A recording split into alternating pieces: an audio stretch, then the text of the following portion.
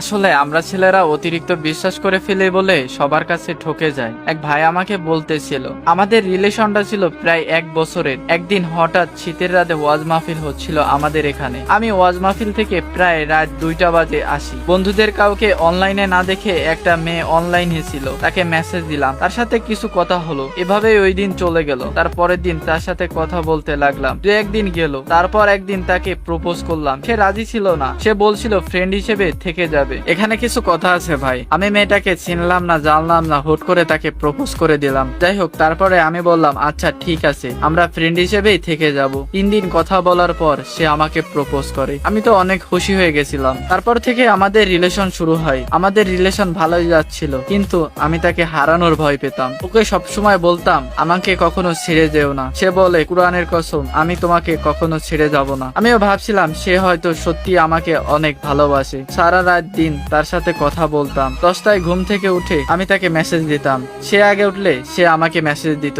আমরা সারাক্ষণ শুধু ফোনে কথা বলতাম। কথা বলতে বলতে এক পর্যায়ে যে কি যে বলবো নিজেরাই ভেবে পাইতাম না। সারাটা দিন সারাটা রাত তার সাথে ফোনে কথা বলে দিন কেটে যেত। আমার আর ওর সাথে ঝগড়া হলে ও কান্না করে দিত। আমি মাঝে মাঝে ওকে অনেক বেশি বেশি বলতাম। ও অনেক কষ্ট পেত। আমি যে ওকে নিজের চেয়েও বেশি ভালোবেসে ফেলেছি। এভাবেই আমাদের রিলেশন 10 মাস চলে গেল। রমজান মাসে রোজা রাখতে হবে, ঘুম থেকে উঠতে পারবো না, তাই তার সাথে কথা বলে সারা রাত কাটিয়ে সেহরি খেয়ে ঘুমিয়ে পড়তাম। হঠাৎ করে সে আমাকে ইগনোর করা শুরু করে। সে আমার থেকে দূরে থাকার চেষ্টা করে। সে আগের মতো আমার সাথে তেমন একটা কথা বলতো না। তাকে জিজ্ঞাসা করলে সে কোনো একটা কাজে ব্যস্ত থাকতো। আমাকে যে অবহেলা করতেছে সেটা কেন আমি বুঝতে পারছি না। একদিন হঠাৎ করে সে ঘুরতে যাবে তার একটা বান্ধবীর সাথে। আমি বললাম আচ্ছা ঠিক আছে, তোমার বান্ধবীর সাথে তুমি ঘুরতে যাও। কিন্তু সে যে একটা ছেলের সাথে ঘুরতে যাবে আমি সেটা ভাবতে পারিনি। সে সকালে ঘুরতে গেছে, এখন বিকেল হয়ে গেল, সে এখনো আসলো না। আমার অনেক চিন্তা হচ্ছিল। আমি ওর ফ্রেন্ডকে একটা মেসেজ দিলাম, তোমার বাসায় গেছে? ও বলে না, আমাদের বাসায় তো আসে নাই। কিছুক্ষণ পর সে অনলাইনে এসে বলতেছে আমার ফ্রেন্ডকে কেন মেসেজ দিছো? আমি বলছি তুমি কোথায় গেছিলে, তোমার জন্য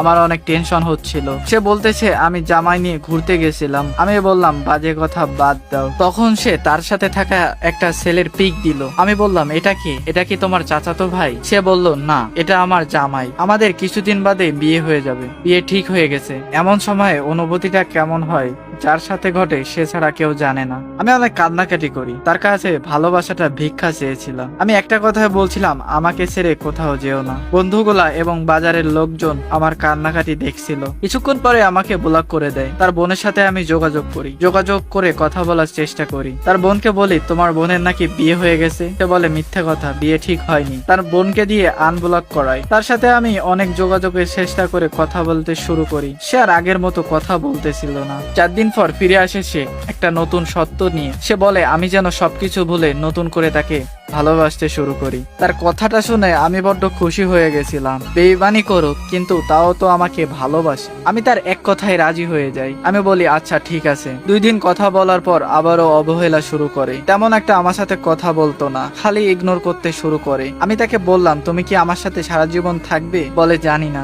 আমি বললাম তুমি কি চাও? সে আমাকে একটা কথাই বলল যে আমি তোমার সাথে থাকতে চাই না। আমি শুরু থেকে তার প্রতি অনেকটা ইমোশনাল হয়ে গেছিলাম। সব সময় চিন্তা করতাম সে হারিয়ে যাবে না তো। আবারও হঠাৎ করে কোনো কারণ ছাড়াই আমাকে সে মুখের সামনে ব্রেকআপ করে দিল। তোমার জন্য আমি কি না করেছি, তুমি আমাকে একটুও ভালোবাসতে পারতে তো। অনেকবার বলার পর সে আমাকে বলতেছে তুমি আমার জীবনটা তেনা তেনা করে দিয়েছো। আমি তোমার জীবন থেকে চলে যাইতে চাইছিলাম, তারপরও তুমি যাইতে দিচ্ছ না। আমি নাকি তার কষ্টের কারণ ছিলাম। আমাকে অনেক অপমান করছে। কিছুক্ষণ পর বাজার থেকে বাসায় আসি। আমি অনেক কান্নাকাটি করেছিলাম, তাই বাসার সবাই জেনে গেছে। আমাকে অনেক মারধর করছে, বাসা থেকে বের করে দিছে। ফ্রেন্ডের সাথে 1 মাস আগে ঝগড়া করেছিলাম, কারণ তার অনেক প্রশংসা করেছিলাম। তাই ভালোবাসা আমার কাছ থেকে আজ সবকিছুই কেড়ে নিয়ে গেছে। ফ্যামিলি, ফ্রেন্ড সার্কেল, সুখ শান্তি সবকিছুই নিয়ে গেছে। আমার জীবনটা শেষ করে দিছে। এ থেকে একটা শিক্ষাই পেলাম, নারী কখনো বিশ্বাসের যোগ্য হয় না। ওরা কসম কাটলেও মুহূর্তটা সুন্দর করার জন্য একটাবারও ভাবলো না যে ছেলেটার জীবনটা কেমন ভাবে কাটবে। ভাবা যায় যে আমাকে হারানোর ভয়ে কান্না পর্যন্ত করতো। আমাকে ছাড়া কিছুই বুঝতো না। আমাকে ছেড়ে যাবে কোনো কারণ ছাড়াই আমি বুঝতে পারিনি। ভাইয়ের গল্পটা ভালো লাগলে অবশ্যই সবাই একটু শেয়ার করে দেবেন। আর যারা যারা স্টোরি শেয়ার করতে চান আমাদের হোয়াটসঅ্যাপ নাম্বার এবং ইনবক্সে নক দেন। খোদা হাফেজ।